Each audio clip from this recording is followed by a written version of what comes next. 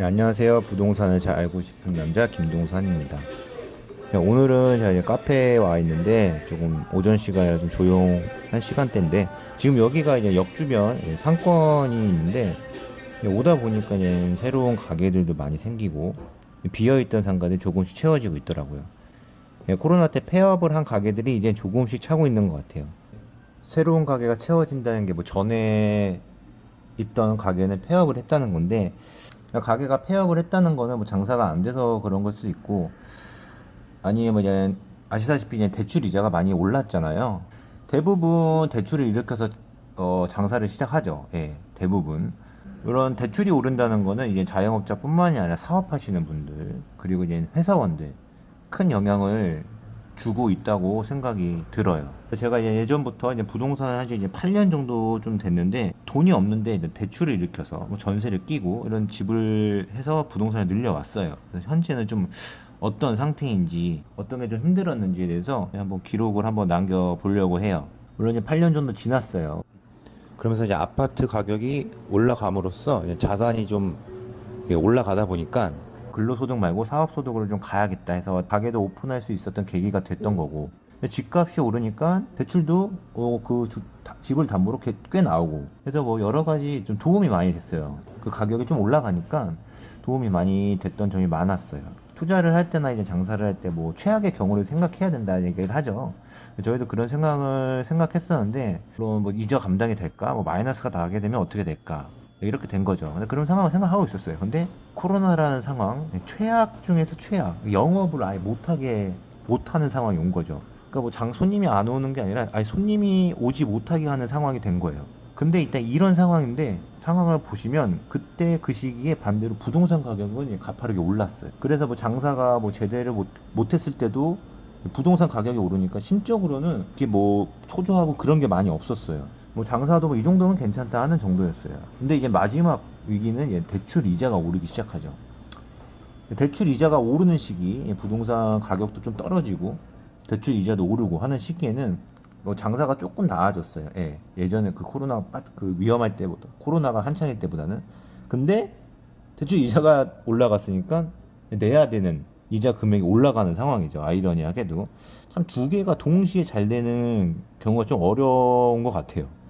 그래서 뭐 장사로 나오는 수익 그리고 근로소득이 있었으니까 어려운 상황이었지만 그래도 충분히 감당할 수 있다. 예전보다 이자로 나가는 지출이 좀 많아진 건 사실이죠. 상당히 많아졌어요.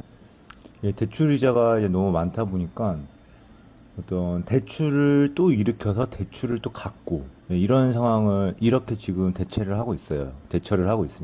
그러니까 어떤 거냐면 대출 이자가 제일 비싼 게 6%대 이자가 있어요. 예, 있는데 그거를 이제 다른 대출을 일으켜서 그 이자가 많이 나가는 그 대출 원금을 조금씩 갖고 있어요. 그러니까 대출을 막는다. 약간 신용카드를 뭐 할부금을 할부로 막는다 이런 느낌일 수도 있는데 이게 어떻게 보면 안 좋은 걸 수도 있는데 좋은 대출이라는 걸 좀 들어보셨나요? 좋은 대출이라는 거는 좀 조건이 좋다는 거죠. 금액도 많이 나오고 어떤 그 대출 이자도 좀 적당하고 이런 걸 좋은 대출이라고 저는 이렇게 생각을 하는데 이런 거는 이제 뭐 집단 대출, 그러니까 아파트 입주할 때 어떤 집단 대출 그 아파트 입주 시기가 오면은 집단 대출을 일으키는데 그게 조금 어떤 그 감정가하게 나오는데 그게 좀 생각보다 좀 많이 나오고 이자도 그렇게 막 엄청 싼 것도 아닌데 적당하게 시정이 돼 있더라고요. 그래서 그거를 일으켜 가지고 좀 비싼 대출 원금을 갖고 그래서 이렇게 해서 조금 그런 방식으로 지금 이 이자가 높은 시대에 조금 대응을 하고 있습니다. 근데 이 시기 때 또 돈을 버는 사람이 있다는 거죠. 그래서 이제 그런 쪽으로 많이 생각을 하려고 했어요. 어려운 상황일 때는 돈을 어떻게 벌어야 되는가. 근데 제가 아직 뭐 가게를 하지만 뭐 소위 말하는 뭐 어떤 1%의 장사꾼, 뭐 사업가가 아니기 때문에 그거는 정말 내가 생각은 하지만 진짜 액션으로 취하기 너무 어려운 거예요. 그래서 그런 게 좀 어려워서 결국 조금 돌아서 찾아본 게 결국 저희가 좀 자주 했던 그나마 많이 알고 있던 부동산.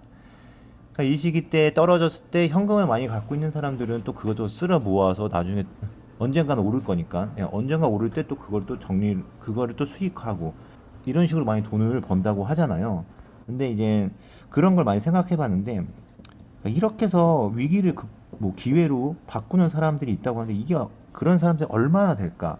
좀 부정적으로 많이 생각을 했어요. 그러니까 그 위기가 좀 상황이 그렇다 보니까 또 긍정적인 것보다는 부정적인 생각을 많이 하게 되더라고요. 그래도 우리가 많이 해왔던 그런 것 쪽으로 좀 노력을 해보자 해서 이제 뭐 부동산을 좀 계속 찾아보긴 했죠. 물론 지금 상황에서 대출도 그렇고 더 이상 대출 나올 것도 없고 하기 때문에 어 섣불리 하긴 좀 어려웠기 때문에 좀 관심 있는 지역을 계속 봤어요. 예. 저희가 예전에 투자했던 지역이나 근데 이제 상황이 그렇다 보니까 어떤 금매가 나오기 시작하는 거죠. 금매가 나오는 이유는 이제 전세가도 많이 떨어졌고 전세 집주인들이 전세를 돌려주려고 할 때 돈이 없으니까 가지고 있던 것 중에서 그걸 좀 집을 정리를 해서 뭔가 돈을 마련한다든지 이런 경우가 대부분이죠.